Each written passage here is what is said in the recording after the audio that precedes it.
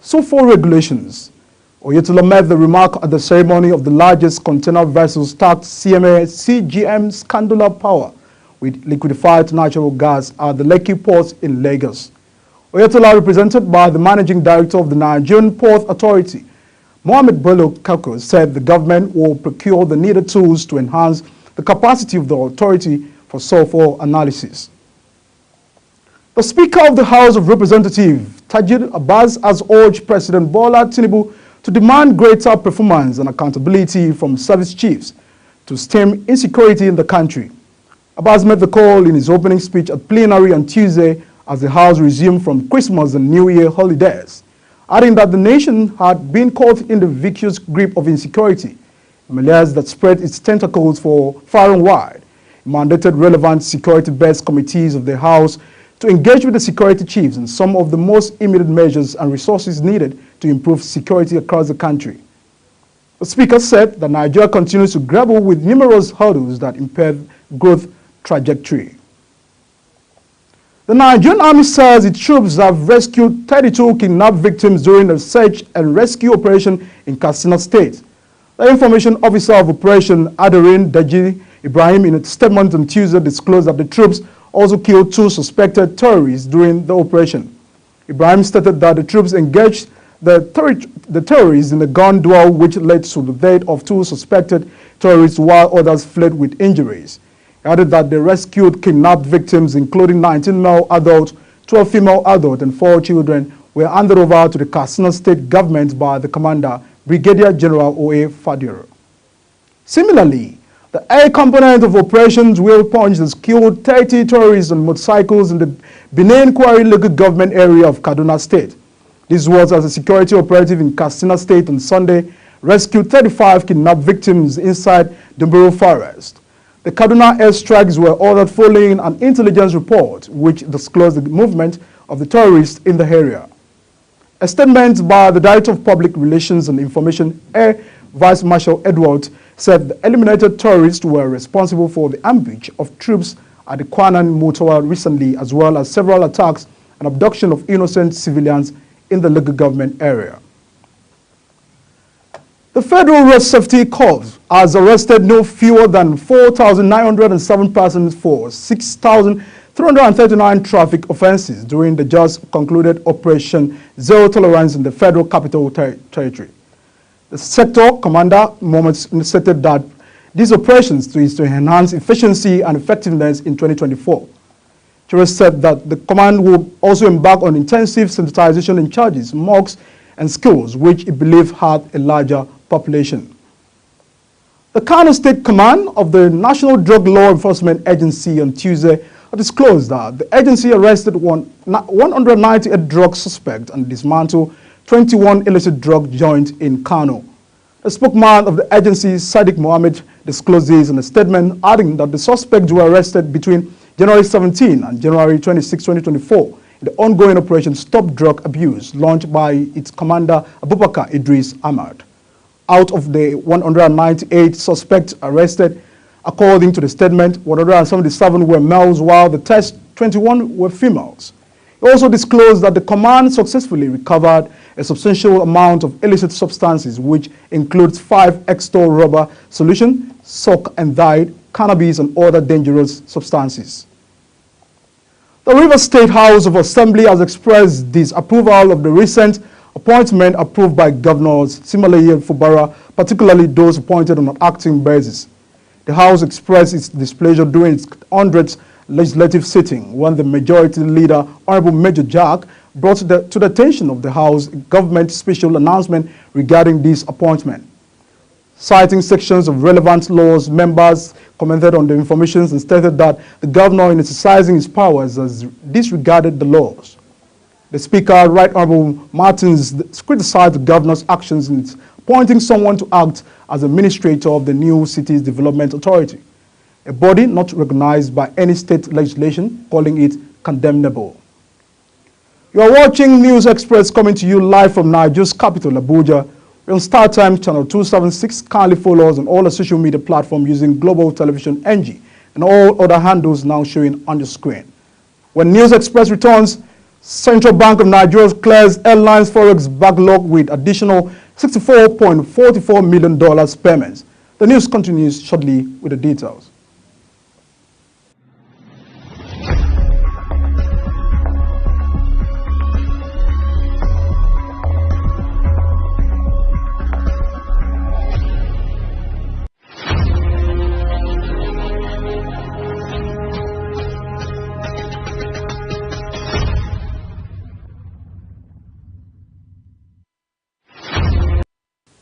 Welcome back. If you're just joining us, this is Global Television bringing you live broadcasts of the News Express. Thank you for staying with us. On the foreign scene, authorities in Colombia have seized 130 poisonous frogs being trafficked through the Bogota airport and arrested the Brazilian woman carrying them. The woman was transporting the colorful Eliquim poison frogs inside film containers while traveling to Sao Paulo with a stopover in Panama. Eliquim frogs are venomous, measures less than 5 centimeters and live in damp forests along the Pacific coast between Ecuador and Colombia, as well as in other countries in Central and South America. The police reported that the woman carrying the frogs was arrested for the crime of wildlife tackling before being handed over to the prosecutor's office. The World Health Organization said on Tuesday the rollover funding for the United Nations Palestinian Refugee Agency was distracting from the humanitarian disaster in Gaza. It urged government to keep backing UNRWA, which has seen several key donors suspend funding over Israel's accusation that several staff were involved in the October 7 Hamas attack. World Health Organization spokesman Christian Limiter told the media briefing in Geneva, criminal activity can never go unpunished, but the discussion is a distraction from what's really going on every day, every hour and every minute in Gaza. Criminal activity can never go unpunished. But the discussion right now is much of a distraction from what's really going on every day, every hour, every minute in Gaza. It's a distraction from close to 27,000 deaths by now, out of which 70% are women and children. It's a distraction from preventing an entire population from access to clean water, food, shelter. It's a distraction from preventing electricity to come into Gaza for more than 100 days. We appeal to donors not to suspend their funding to UNRWA at this critical moment. Cutting off funding will only hurt the people of Gaza, who desperately need support. Israel's bombardment and ground offensive in Gaza, now in the 4th month, have left much of the besieged Palestinian territory in ruins and many of its people in the verge of starving. Leading non-governmental organizations condemn the halt to United Nations RWA funding, saying the population faces starvation, looming famine, and outbreak of disease under Israel's continuous indiscriminate bombardment and deliberate deprivation of aid in Gaza. Former Pakistan Prime Minister Imran Khan has been sentenced to 10 years in jail, state media and spokesman for his party said in a controversial case-related document. The sentence handed down following a trial held inside the jail when Khan has been detained for much of the time since his arrest in August comes as the country heads to the polls on February 8. The case centers around how the prayer handled by the so-called cipher sent by Pakistan's ambassador to the United States that alleged Washington was complicit in the plot to turf Khan from office in 2022. A British Nigerian minister, Mpegit Katz Osuma, has been suspended by the United Kingdom's Labour Party after she accused Israel of genocide on the eve of Holocaust Memorial Day. Osama, however, has apologized for any offense caused over the message distributed to the local party members on Friday. The chief whip suspended herself from the parliamentary party while investigations was instituted into. Meanwhile, the Holocaust Educational Trust described her remarks as a painful insult to survivors of the Holocaust. The U.S. Secretary of State Antony Blinken has voiced his hope for a deal to halt the Israel-Hamas fighting in Gaza in exchange for liberating hostages after talks in Paris involving the media Gaza. Speaking on the drone attacks in Jordan, Blinken says that the response could be multi-leveled, come in stages, and be sustained over time. Blinken was addressing a news conference alongside NATO Secretary General Jens Stoltenberg. The proposal that is on the table and that is shared among all of the critical actors, of course Israel, but also with Qatar and Egypt playing a critical role in mediating and working between Israel and Hamas. Well, good afternoon, everyone. First, let me say what a pleasure it is, as always. For the U.S. troops killed and wounded in yesterday's drone attack in Jordan. Thank you so much. Yeah. Thanks.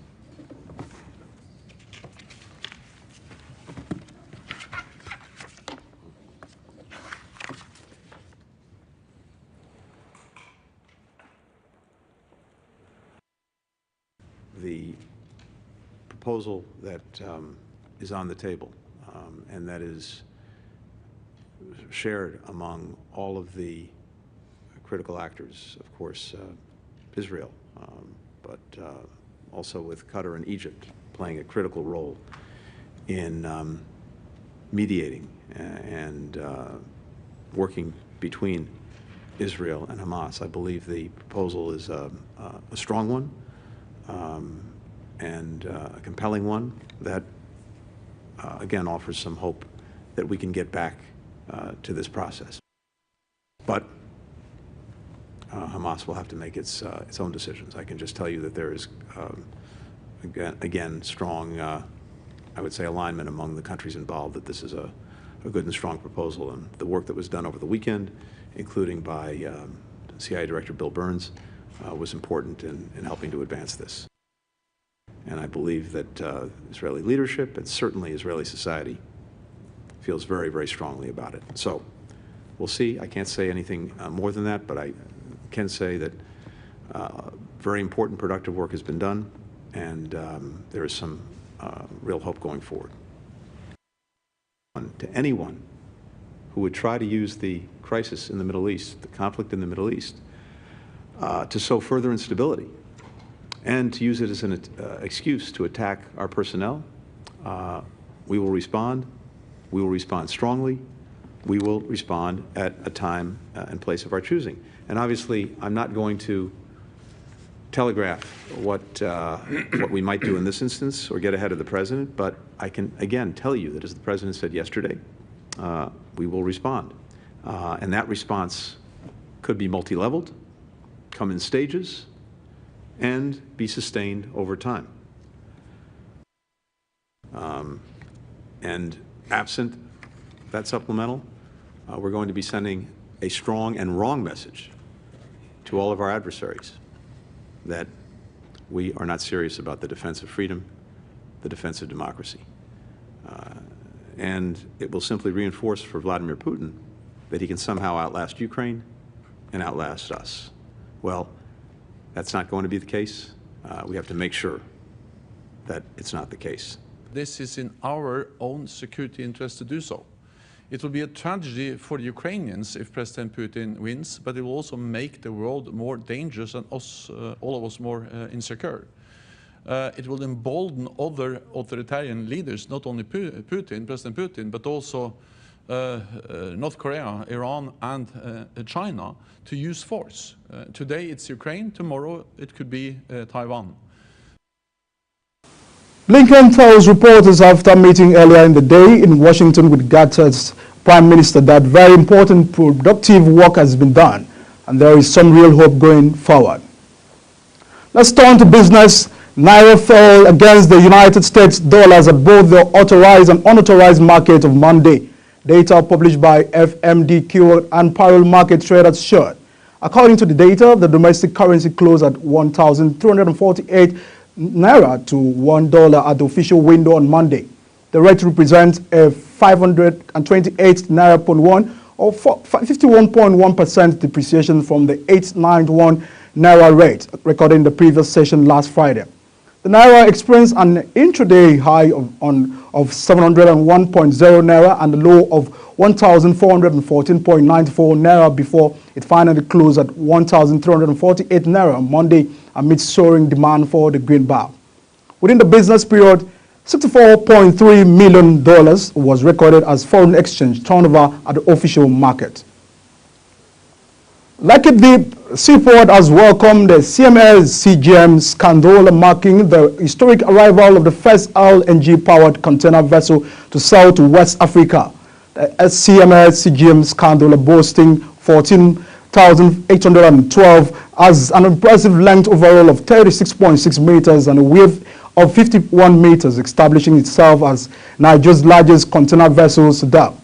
As reported by the Nigerian Port Authority officials on X handle, the Nigerian Port Authority management led by Mohammed Bello Koko, Managing Director, along with Governor Babajide Sanwo-Olu of Lagos State, and other industry leaders witnessed this momentous birthing.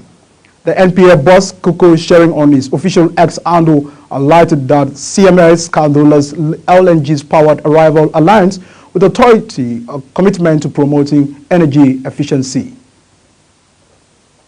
The Central Bank of Nigeria, CBN, has concluded the payment of all verified claims by airlines with an additional $64.44 million to the affected airlines.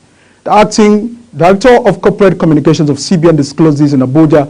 She said it was in filling CBN's pledge to clear the backlog of foreign exchange owed foreign airlines in the country. She noted that the latest amount paid to the airlines brought the total verified amount paid to that sector to about $136.73 million. She added that all verified airlines claims had now been cleared. According to her, the Governor Layemi Kaduzu and his team were doubly committed and would stop at nothing to ensure that the verified backlog of payment across all other sectors was cleared and confidence was restored in the Nigerian foreign exchange market. Furthermore, she assured that the CBN was working with stakeholders to ensure liquidity improves within the forex market, thereby reducing pressure on the naira. Consumers in December 2023 experienced a spike in the average retail price of kerosene, reaching 1,362.27 naira per litre nationwide. The latest report of the Nigerian Bureau of Statistics obtained on Tuesday indicates on a year-one basis the surge amounted to a 23.33%, climbing from 1,104.61 in December 2022. An in-depth state analysis unveiled the disparity in the prices across the nation. NBS note Abuja led the pack with the highest average price per litre at 1,650 naira, closely trailed by Ogun at 1,609.52 and Benue 1,594.44 naira. The total assets under the contributory pension scheme reached 18.36 trillion naira by the end of 2023, according to data from the National Pension Commission. On a month-on-month basis, pension funds grew by 2.39% to 18.36 trillion naira in December, compared to 17.93 trillion in the previous month. According to the report, 11.92 trillion of the asset was invested in the federal government securities. Debt securities followed at 1%, shares are making up 8 points under the management. We'll go on a short break, and once we return, we'll get more details.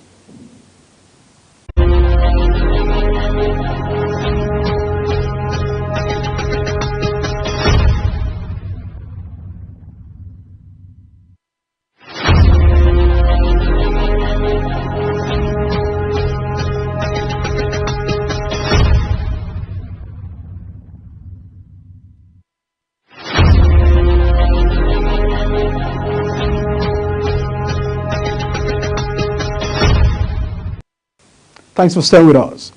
Minister of State Petroleum Resources, Gas Eperepo, has assured of uninterrupted gas supplies to the Nigeria-Morocco gas pipeline project. Epo led a delegation from Nigeria to Rabat, Morocco, met with the country's Minister of Energy Transition and Sustainable Development, Mrs. Lila Peneli, and other officials involved in the project. According to ECBO, Nigeria currently has 209 trillion cubic feet proven gas reserves and potential reserve increases opportunity to 600 trillion cubic feet. This pipeline is to traverse the Republic of Benin, Togo, Ghana, Cote d'Ivoire, Liberia, Sierra Leone, Guinea, and Guinea-Bissau, Gambia, Senegal, Mauritania, and terminate in Morocco with a spur to the Spain.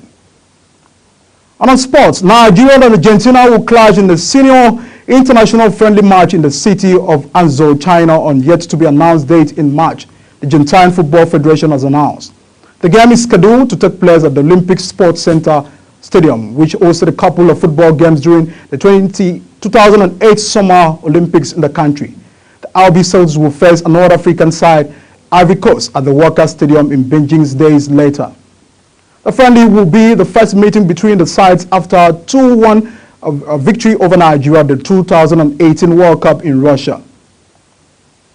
Senegal winger Krépin Diatta may face disciplinary actions after accusing the Confederation of African Football of being corrupt, following the reigning champions' exit from the African Cup of Nations and penalty to host Ivory Coast on Monday. Ivory Coast won the last 16 tied 5-4 on penalties after a 1-1 draw, as Senegal continued a remarkable run which has been no reigning champion with an AFCON knockout tie since Egypt claimed a third consecutive title in 2010. Diatta was angry that Senegal were not awarded a penalty earlier in the second half when Ismaila Sarr went down in a tangle of legs in the Ivory Coast box with defender Odilon Kasuno. The Super Eagles head coach Jose Peseiro has warned his players to keep level heads and manage the failure of their quarter-final qualification as it contains a potentially tough quarter-final clash with Angola's Plankers Negras on Friday. The Portuguese governor told the media Monday that he has continued to sink into the players. The team is yet to win anything and that full consciousness and concentration must be activated ahead of the evening encounter at State Felix Stadium. Ekong Williams stated that the match against Angola could prove to be the toughest yet for the Eagles, but that himself and the teams are ready for the battle. As we end the News Express, let's take a look at our top stories. Tinubu have urged Senate to confirm sack of FCCPC chairman. Shettima inaugurated 15 billion Central Bank of Nigeria founded complex in Kano State.